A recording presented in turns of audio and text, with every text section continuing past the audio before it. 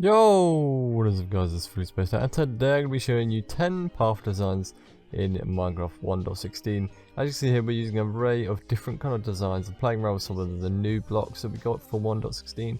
As you can see here, playing around with these vines, they do actually grow quite a lot, so if you're building something with these vines like I did here, maybe suggest putting something above them to stop them growing, or maybe just using the other kind of materials that come with it. The other kind of decorative foliage like the warp roots and things. So I'd recommend using that. Obviously playing around with the vines, trying to get a nice few designs here and there. So anyway, let's jump into our first kind of design here. So as you can see, we're using a nice simple one. We're using some spruce logs, spruce planks, spruce trapdoors, and then obviously the path block as well. We're mixed with some leaves and fences. For anyone wondering why my leaves are so bushy, I'm using Germ's Better Leaves Resource Pack. Feel free to go and download that if you like your leaves looking like this. Yeah, that's pretty much what we're using here. All I've done is made it a little kind of rotate or curve just on this edge here. So usually when I'm building paths, I would start off with like something like 3 wide, and as we advance to like a corner, I'd slightly extend it so we go along by 3, maybe extend it out to a 4 so we can kind of get this nice little arced way, and then come back from 4 and then head back into like a 3 area here. Obviously we're curving again, so I'm going to head back out slightly more. Obviously you might not understand quite what I was going for there, but you always want to keep your path at roughly the same length. So something like starting with 3 and trying to keep it as 3. So if I trim that edge off there, it would look a lot better, but you can slightly extrude or make your path slightly bigger. But as you can see, yeah, I'm also using the invisible item frames here, and I've put sticks inside them to make it look like some of the sticks are falling off these little trees here. So yeah, that's a nice little touch you can do now that we have a 1.16. So number 2 here, I've done the exact same. We've got a few item frames. This has got kelp in them. So obviously these are things that you can use for builders in 1.16 only if you're playing creative. So anyway, we've got leaves here. We got using the leaf blocks, grass blocks and gravel blocks for this one. Really nice and simple. All I've done for this is just kept a straight path here. And obviously we've got a mixture of a few grass blocks thrown in here and there. Just a small like design, something that you'd probably use for a more of a going through kind of a little forest or something, with all these broken leaves and sticks. Just a small little path design here, something really simple. Definitely an early game kind of path that you can get down, along with this one over here too. 2 really nice easy early game paths you can get done. And obviously we're just using your standard cobblestone wall with lanterns on top of there as well to kind of create a line for the path. This one's just a straight line. Obviously if you curve it, it's going to look a lot better, but we're using a mixture of jungle planks, jungle logs even, some spruce planks and gravel, and then path block. It's just a simple straightforward path, nothing too special. It's probably one of the more basic ones you'll see, but yeah, if you want to make it look better, I recommend curving it or making it move in a certain direction. So if you're building paths in your real world, never keep a path in a straight line. It will look completely dull and boring. So keeping it kind of mixed out here, so we've got little indents coming in and things like that, or curving it, looks so much better than going straight. So that's just a little tip there. This is kind of just a simple one, and I wouldn't really recommend building this on, not for a straight line anyway. Maybe using this palette would be quite nice, but you definitely recommend curving it. So yeah, I'm just going to kind of show you that. I've left that in just to kind of show you what you should kind of do, what you shouldn't do. Obviously leaving something in a straight line like this is going to look quite horrible. Even if it is a straight line path, try and make it slightly curved, so maybe bring it out just by 1 block, really giving you a nice kind of depth to your world. And when you're walking down that path, it will just add a bit more to it than just walking in a straight line. So yeah, that's something to look out for. The next one here looks and works a lot better. So obviously we've got a straight line path here, but this works and looks so much better because it looks kind of more formal, like you're heading towards something like a base or a castle. You've got this really dominant kind of path that makes you feel like you're on your path to somewhere cool. Obviously it could be used as some sort of bridge design too, so you can have this hanging above in the air. And we've just got a mixture of stairs, the blackstone stairs flipped back and forth across here, and then we just got 2 blocks wide here, so blackstone and basalt. This basalt block seems to be my new fairer one at the moment. I'm really enjoying it. And then on each kind of corner and the middle sections, we've got some chiseled blackstone there with the walls on top and then the lanterns. This could create for a really nice kind of bridge, nice design here if you extended this up into the sky and then added a nice little support underneath, it definitely could come out really nice. But it is very dominant to me. It comes across really badass as somewhere you're heading to, like something like the Bastions or something like that would look really cool here. But something that fits in the Nether, I feel like this would definitely go there. Very nice one. Playing around with the new blocks once again, it was great fun. I am just loving this new update. It's been really good. So these new blocks are still coming in, and we're still learning what we can do with them, which is something I'm really enjoying at the moment. Another one here is kind of simple. It's using the new warped and crimson blocks, and then this is what I was saying about this. By just kind of extending up too high, so you would need something to block that off. However, this would look so much better curved as well. I think purely because of the coarse dirt, it doesn't match so well. So maybe using something like netherrack in the actual nether would look a lot better than using the coarse dirt here. But this is just kind of showing what you can do, and obviously using things like the prismarine wall looks really similar to the crimson, warped even, not crimson. So they're a nice little combo that you can use there. They look really similar as well, and they're quite similar to the lanterns. So they just create a nice little effect as they look so close to each other.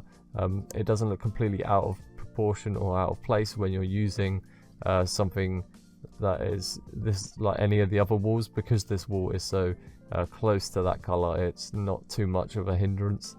So I'd recommend using those if you are creating something out of this crimson stuff. It does look really cool, and these new blocks are really nice. So we're using the crimson logs here, the actual warped nylium floor. We've got the crimson floor thing here, warped stem. Yeah, that's all that one is, really nice and simple one. Obviously, recommend maybe next time when I build this, I would probably take the coarse dirt out. Just my opinion there.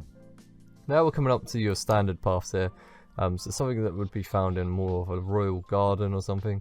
You've got like a stone brick, cobblestone, you've got cobblestone stairs, you've got buttons, we've got invisible frames with kelp and sticks in them over there. But it's just using stone brick, cobblestone, and then stone as well, and it just creates a curved path with some buttons and things on it. And then obviously we've got leaves just on the side here, and yeah, just really creates like a more it really comes across as more of like an Immortal Gardens feeling.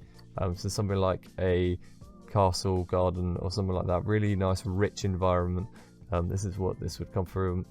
Well kept, maybe. Obviously take out the cracks, it would definitely be a lot more well kept, but it's a well kept area that maybe it's been around for a long time. That's why there's all these cracks and chips in the floor. So yeah, there's always things to look at like that. There's more in-depth things to a path. You can always do things beyond it, so like a small story as to why it's cracked or why it's something, why it's perfect. It might be brand new, it might be old. So there are things to think of as well when you're building. You can always think, oh, why should I add cracks in it? Oh, maybe this is an old build, it's been around for a while, it's starting to crack and fall apart. So there are always small things to take into consideration. This one's kind of just going through like a little forest area. So we've got fences with leaves on top as well. These create a nice little design here.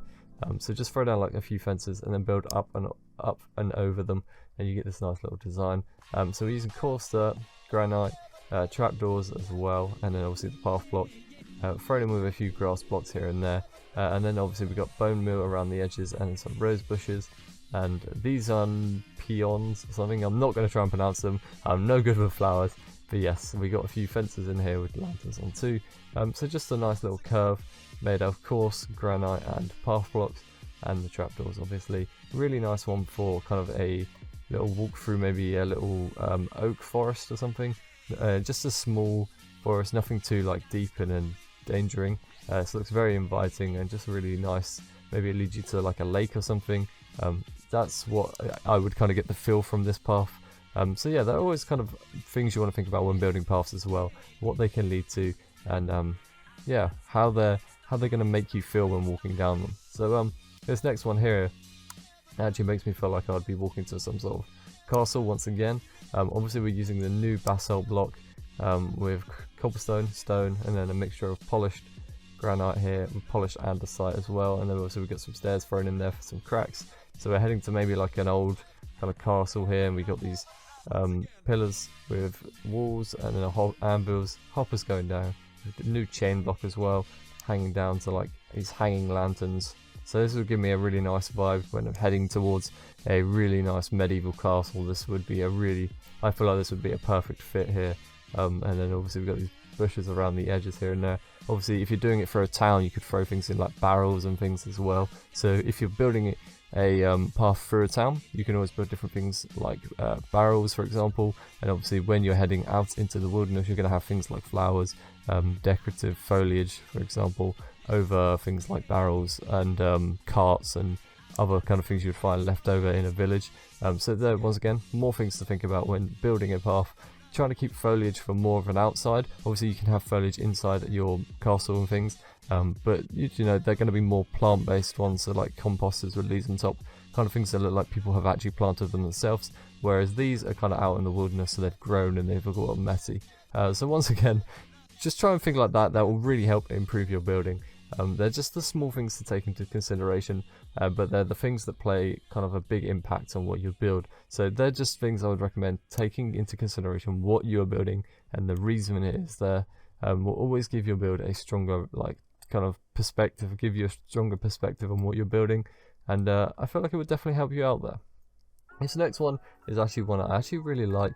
We're using the crimson nylium, the netherrack, and the crimson stem. And then I'm actually using crimson slabs with water underneath to put this fire coral fan on top. Obviously, I don't think you can put water in the nether, so this would have to be built out in the overworld like I've done here if you want to use the coral. But obviously you can use it without the coral in the nether, but you will have to use just different array of the crimson kind of foliage that you get here. And obviously we got the crimson vents as well with lanterns on top. I went for the normal lanterns as they look a lot better than the Soulfire ones in this kind of layout, as it's more red, and obviously you don't want to mix in that blue lantern with the kind of red here. So yeah, just a nice little block palette here. They're using the new 1.16 blocks. Definitely gives me the feeling of I'm going to some sort of enchanted forest maybe, and I'm just about to have an epic battle, or I'm going to go find a really nice cool village or something like that. So they're just a few things to take into consideration. Like I said before, I'm always looking for a reason to give myself, so looking at something like these paths, always trying to give myself a reason of why this path would be here. I'm just going to, as much as I keep saying it, just expressing that to myself and to you guys is something that you honestly should take into consideration. It will really help increase your storytelling, as well as the reason why you're building things, and will probably actually help you increase your potential of building later on, and you'll understand why these things are a lot better. So using obviously cracked things in an old place gonna look so much better than just using a nice perfect path. So yeah, they're just really small intricate details that really make your build stand out a lot more than they should. So yeah, I hope those tips, that tip that I keep expressing helps. But on to our last path here. I just wanted to make one that kind of raises up from the ground. Obviously a lot of these are just flat, so we've just got a normal cobblestone path. So we've got cobblestone path and then coarse dirt, and then obviously we're using cobblestone slabs and spruce slabs, just raising ourselves up here, and then we've got some stairs thrown in there. Obviously you could add the invisible frames with some sticks and leaves, but this one I just want to show you that you can create a path on a raised surface by using these slabs, and obviously once again I made a little curve in it too, and it just keeps the path from not looking so plain. Obviously this one could be used just through a normal little forest, or just through your kind of flat land biome, or whatever they're called. The I can't think of the name, it's just kind of plain grass, but yeah, you could use those to kind of spice up that area. So yeah, these have been 10 kind of path designs. I hope you guys enjoyed this video.